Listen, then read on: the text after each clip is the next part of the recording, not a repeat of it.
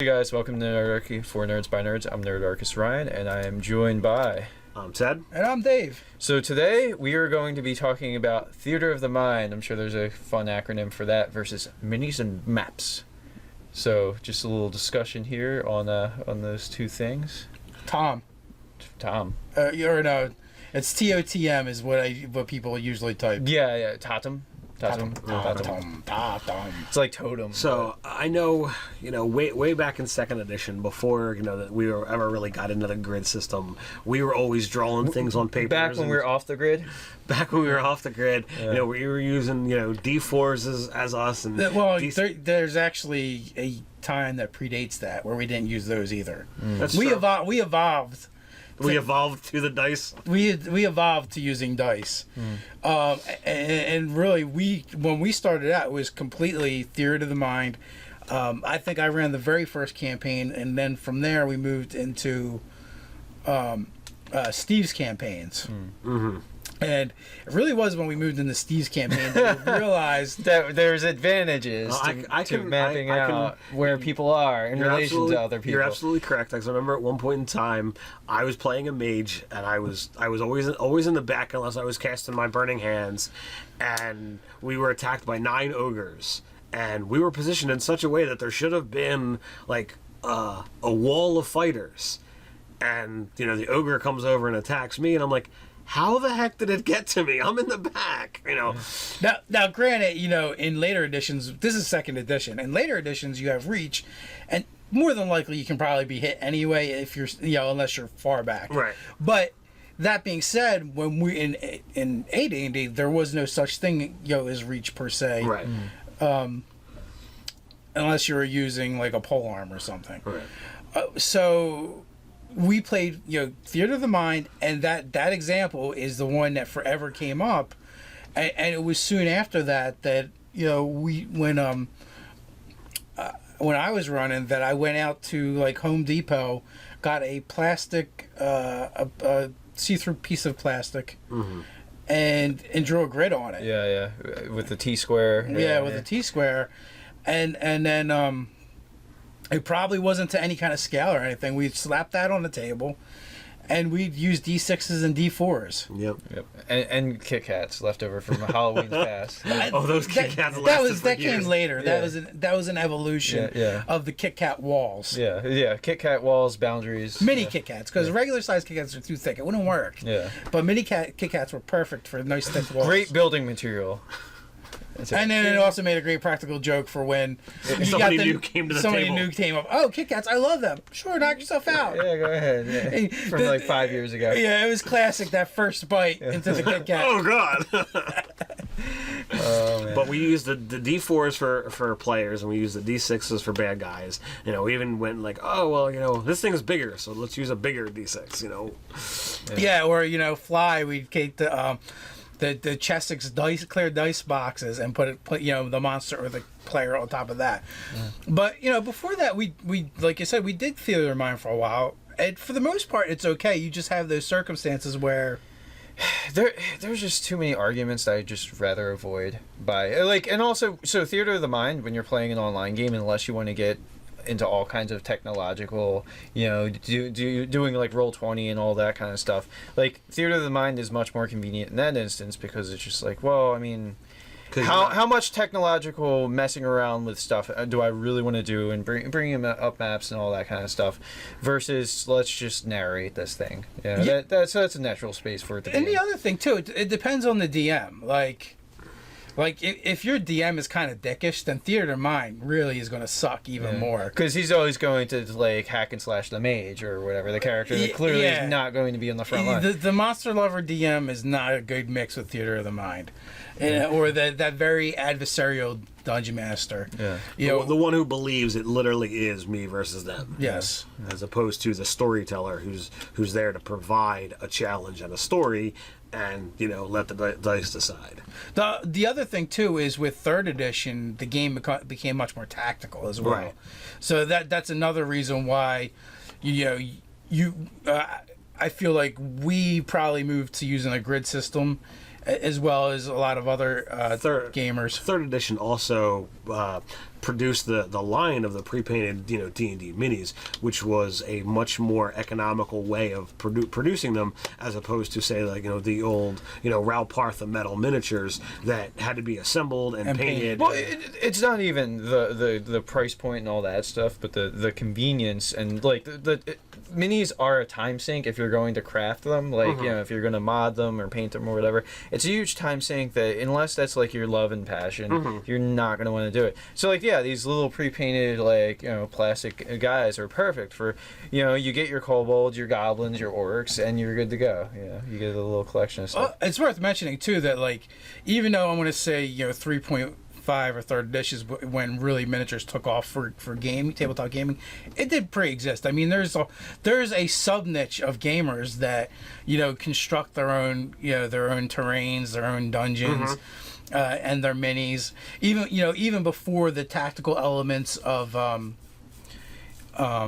third edition were introduced, before the 5-foot square was even talked about, there was guys out there. I'm sure like DM Scotty and some of those his cronies have been doing that stuff forever. It's it's very likely.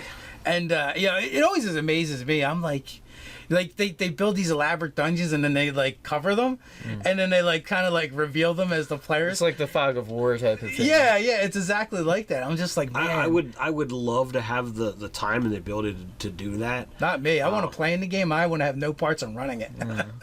Yeah.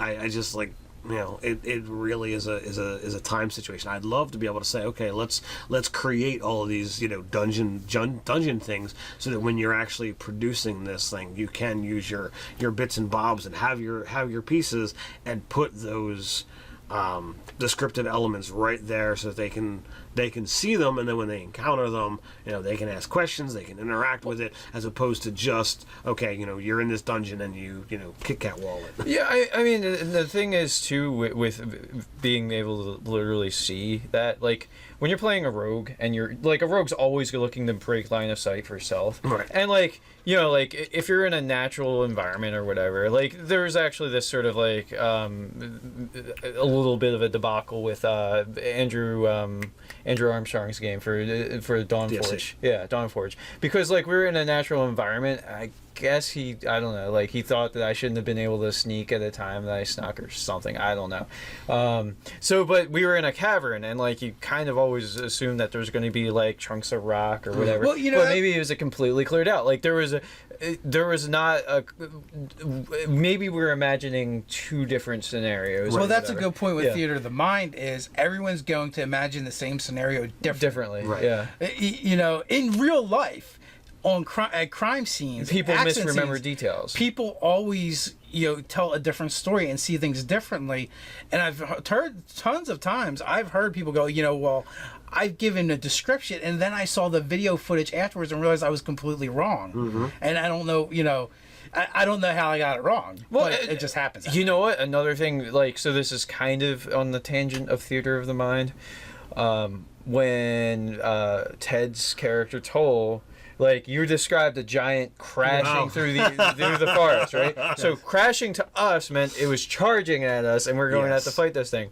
So Ted's character attacks a stone giant at like second level. Yeah, we were second level or almost second level, whatever it was. It's like, and as Ryan says, Dave's words viewed it to me as aggressive, and I wanted to get the jump on it. So, and you did. You got the jump on it. I got the jump on it. Ryan followed suit as well. Everyone else was like, "Oh my god, I'm terrified," and they backed off. The thing attacked. It kicked me into a tree. It hit Ryan with a club. Both of us dropped within the first round. And everybody else diplomacied it, and we moved on from there. But I was just dead. Like your sternum was through the back of your chest, and yeah. So it just punted him, and yeah. So, but again, it was just like the imagining of the descriptor crashing to some people it's like, oh, it's crashing at me. That's an aggressive Yeah. action. Whereas like crashing because it was just running through the forest. It was wounded and it was fleeing from something else. And we didn't find this out until after, you know. And be very afraid of the thing that a stone giant will run from. Yeah. Well, and that's just it too. Like that's a matter of in-game perception as well as out-game perception. And like that in that instance, I took it as the DM as well. If this thing is like 16 foot tall, running through the forest, that's crashing to me. Like Yeah, that's like a boulder coming down a mountain. I'm not saying in any way, shape, or form that, that Dave was wrong. Looking back, I was, at that point in time, I was a bloodthirsty player. I was perceiving everything as how do I attack it? I've evolved as a player to, okay, let me figure out what this is first before I make the decision. Well, here's the thing, though. Your character has way more information because they're physically there on site, like observing everything.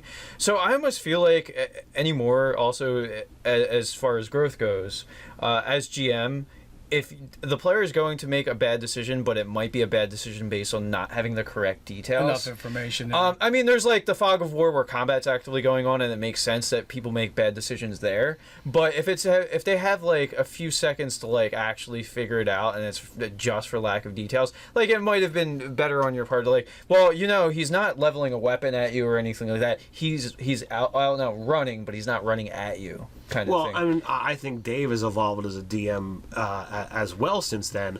I think at that point in time, he was, closer to the mindset of it's me versus you. He still was giving a story-driven game, but, Dave liked dropping and killing players. It's just who he was as a DM at that point in time. I mean, we are talking about 15 years ago. There's just like that, a better game like might make room for sidebars of like, hey, this is kind of where things are now. Absolutely agree. Well, and this is like where you have the opportunity as a player and a DM to go back over and see how you've done things in the past and go, well, how can I do that same thing differently now? How would that scenario have played out this time?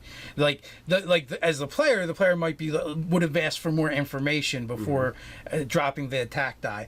As the DM, if they're dropping the attack die, might be okay. As you draw your blade to charge an attack, you notice that it already appears to be wounded, and it's got a panicked look on its face. Yeah, So the DM might supply other things, and you, as the DM, you might upend that with okay, attack now if you like. And if they still drop the die, they still drop the die. Then it's you've given them the chance to recognize what it is that you're providing, and if they still want to continue with their bad decision, then. By all means, let them. The player should fear the GM expression. Are you sure you want to do that? Yeah, that's it. That's really. That's it. Yeah, that fear of the mind, especially when the DM says, "Are you sure you want to do that?" But that should be the cue. As a DM, feel free to throw that out there just to keep players on edge. Yeah. You're hunting in the forest. You see a deer. Oh, I'm going to kill it and bring dinner back to the camp. Are you sure you want to do that? Yeah. No. It's Is it special? Is it sacred?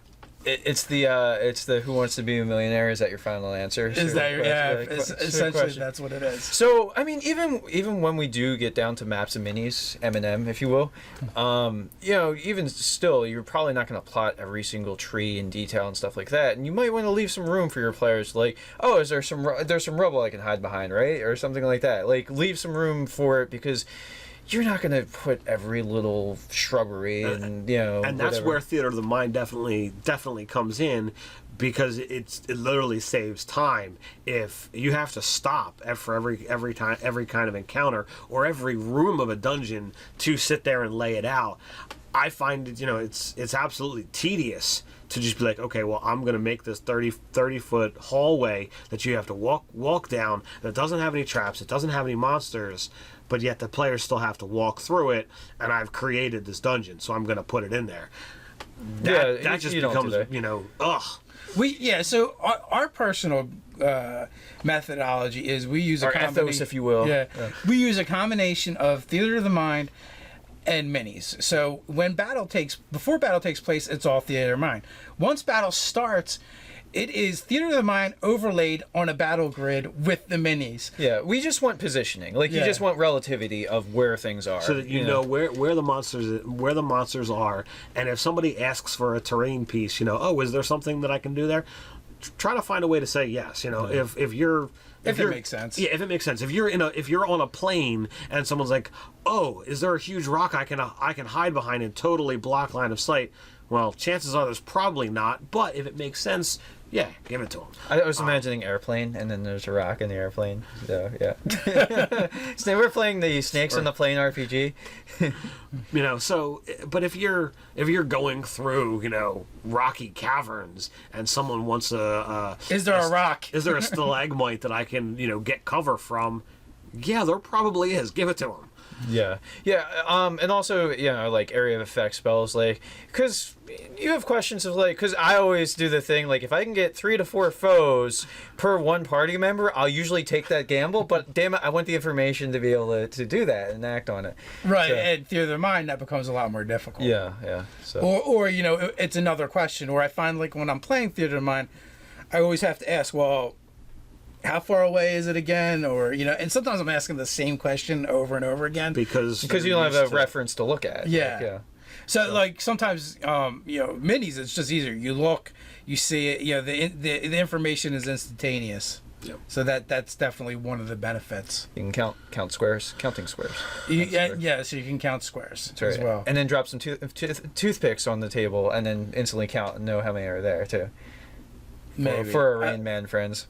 Or vampires. Or vampires? So we got this one covered. There's an OCD thing with vampires in the lore where they have to count things. Oh, Really? Yeah. All right, that's new to me. It's a different one. Yeah. So for more, I've seen it in vampire movies. So for more fun facts on vampires, when we're talking about theater of the mind and maps and minis, you can like, comment, subscribe, or watch other videos. You can go over to nerdarchy.com where you can find Nerdarchy the store. Or you can join the conversation over on Reddit. Well, until next time, Stay nerdy.